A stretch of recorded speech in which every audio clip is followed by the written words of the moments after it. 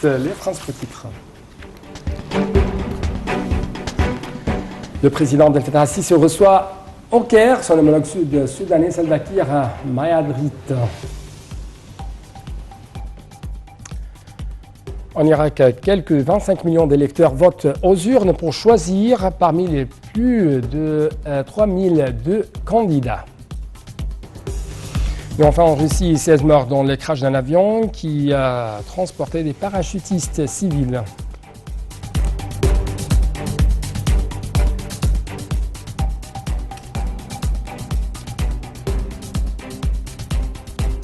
Bon, la une de l'actualité, c'est le président Abdel Fattah al-Sisi qui accueille aujourd'hui le président du Sud, Salva Kiir Mayardi, au palais de l'Ittihadiyya. Les deux leaders ont ensuite tenu des entretiens bilatéraux suivis d'une conférence de presse conjointe.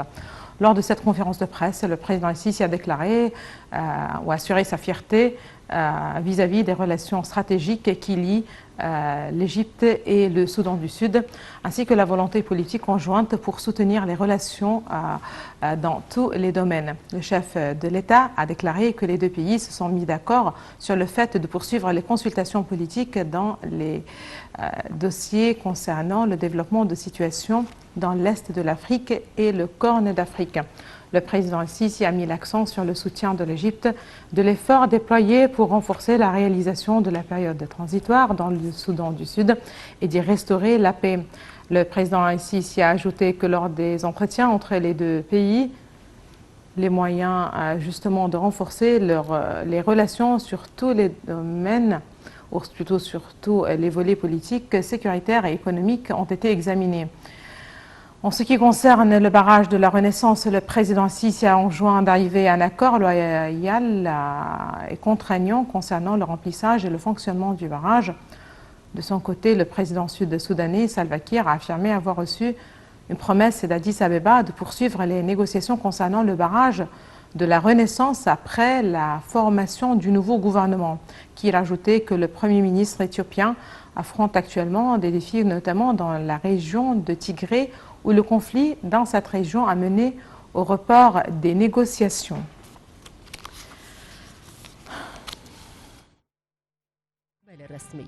وتم عزف السلامين الوطنيين واستعرض حرس الشرف.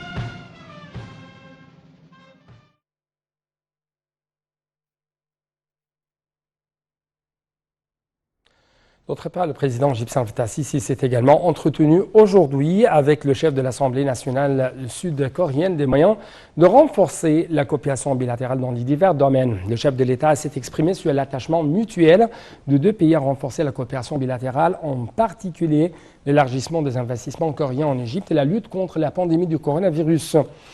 Le porte-parole de la présidence, l'ambassadeur Bassam Radi, a souligné que la rencontre avait connu une convergence de points de vue dans les développements survenus sur la scène libyenne, la cause palestinienne et les dossiers d'intérêt commun. Le président Sisi a d'autre part affirmé à cet égard le soutien permanent de l'Égypte pour la stabilité et la paix de la Corée du Sud. Pour sa part, le responsable sud-coréen a loué le rôle joué par l'Égypte en tant que pierre angulaire de la paix et de la sécurité dans la région. Le Premier ministre Mostafa Madbouli a déclaré que l'État tient à renforcer les plans et les études proposées dans le but d'améliorer le niveau de la performance du secteur de l'aviation civile. Ceci est intervenu lors de la réunion de M. Madbouli avec le ministre de l'aviation civile, Mohamed Manar El-Anaba. M. Madbouli a affirmé la nécessité de poursuivre le développement du secteur de l'aviation, considéré comme l'un des piliers de l'économie nationale. De son côté, M. Anaba a passé en revue les derniers développements de la restructuration du secteur de l'aviation civile et la vision future pour le statut de la compagnie aérienne Egyptair.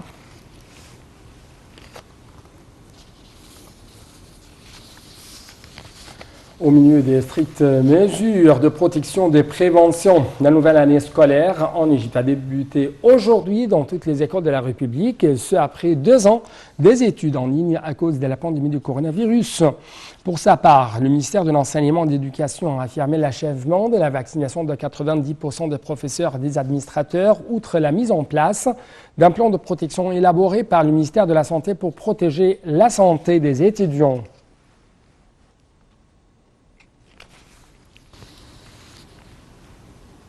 Là, on passe aux indices de la Bourse du Caire qui ont collectivement haussé au cours de la séance des échanges d'aujourd'hui, soutenus par des opérations d'achat de la part des institutions locales et arabes.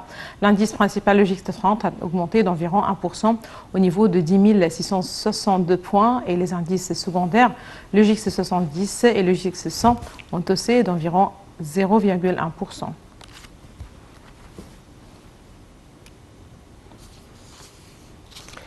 Les Irakiens votent aujourd'hui lors de législatives anticipées à Bagdad dans des rues désertes.